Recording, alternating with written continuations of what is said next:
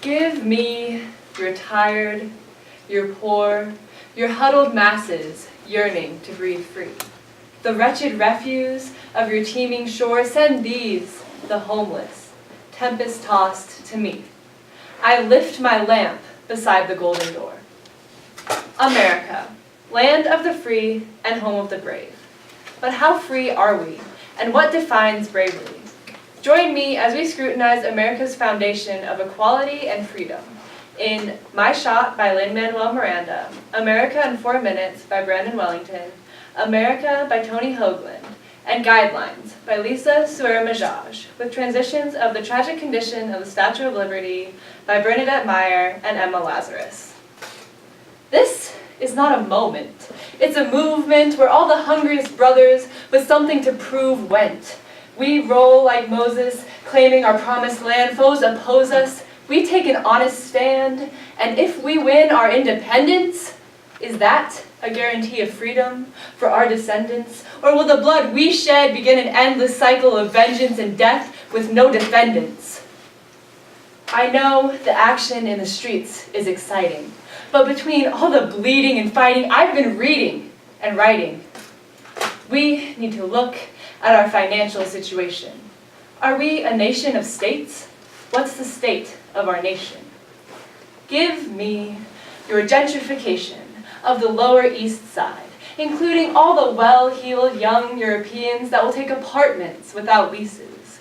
Give me the mayor and his mansion, the president and his White House. Of the people, by the people, for the people. Those are the words that we put in our nation's creed. But only here in America do we feed foreign countries while some starve in our streets.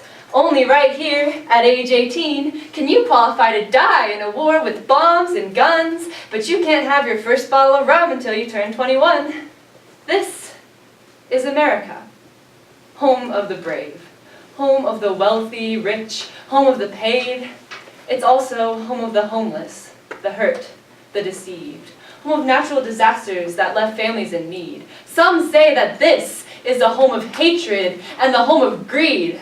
But in Philadelphia, there's a city of brotherly love, see. This is home of the red, the white, and the blue, where at times you seem to be hated by many and loved by few. It's home of the blue shutters, the green grass, and the white picket fence. Yet in American school systems, most aren't taught how to properly invest, and agreement between Republicans and Democrats is put to the test. Even if they did agree, I wouldn't jump to give a round of applause, because in our America, we tend to put bandages over the problems instead of fixing the cause. This is America, a place where outsiders find it difficult to become a resident. This is the place where our ball players potentially earn more than our nation's president. This is home of top models, TV shows, and actors, a place where cable is flooded with violence, rock bands and rappers, a place where we're created equal, but we use racial slurs for practice. We can be whatever we so choose, but so many abuse their privileges, and we can become whatever we want, but we make excuses for the conditions we're living in. There's time out for excuses, time in for execution. There's no more playing the middle. Either you're educated or you're relegated. Either you will make something happen, or you simply will not. In America, you can stare at the ladder of success or get the courage and climb to the top. Give me all the greedy members of both foreign and American capitalist religious sects. Give me the parents of the punk people. Give me that guy who puts the stickers in the Rice Krispies. Then one of the students, with blue hair and a tongue stud, says that America is for him a maximum security prison whose walls are made of Radio Shacks and Burger Kings and MTV episodes where you can't tell the show from the commercial.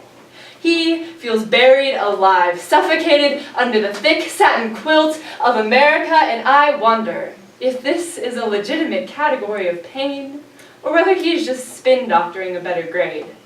And then I remember that when I stabbed my father in the dream last night, it was not blood, but money that came gushing out of him bright green $100 bills spilling from his wounds.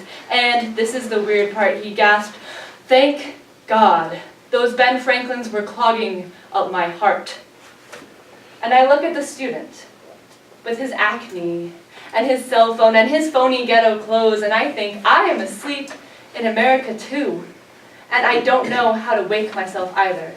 And I remember what Marx said near the end of his life.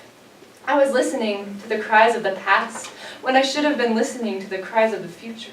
But how could he have imagined 100 channels of 24-hour cable, or what kind of nightmare it might be, when each day you watch bright rivers of merchandise run past you, and you're floating in your pleasure boat upon this river even as others are drowning underneath you, and you see their faces twisting in the surface of the water, and yet it is your hand which turns the volume higher.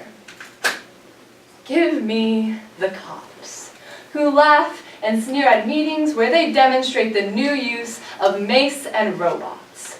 Give me the landlord's sleazy lawyers and the deal-making judges in housing court. And give me the landlord's arsonist. If they ask you what you are, say Arab. If they flinch, don't react. If they ask you where you come from, say Detroit, Toledo, Mission Viejo. Then, if they seem confused, offer to help them locate these places on a map. Inquire casually, where are you from? Have you been here long? Do you like this country? If they say you're not American, don't pull out your personal wallet-sized flag. Instead, recall the Bill of Rights. Mention the Constitution. Wear democracy like a favorite garment. Comfortable. Intimate. If they wave newspapers in your face and shout, stay calm. Remember everything they never learned. Offer to take them to a library. Then, if appropriate, inquire. If they ask you if you're white, say, it depends. Say no, say maybe. Then ask them, have you always been white, or is it recent? Keep your eye on geography's map, the many colors of struggle. No matter how far you've come, remember, the finish line is always closer than you think. If they ask how long you plan to stay, say forever. Console them if they seem upset. Say, don't worry, you'll get used to it. Say, we live here. How about you?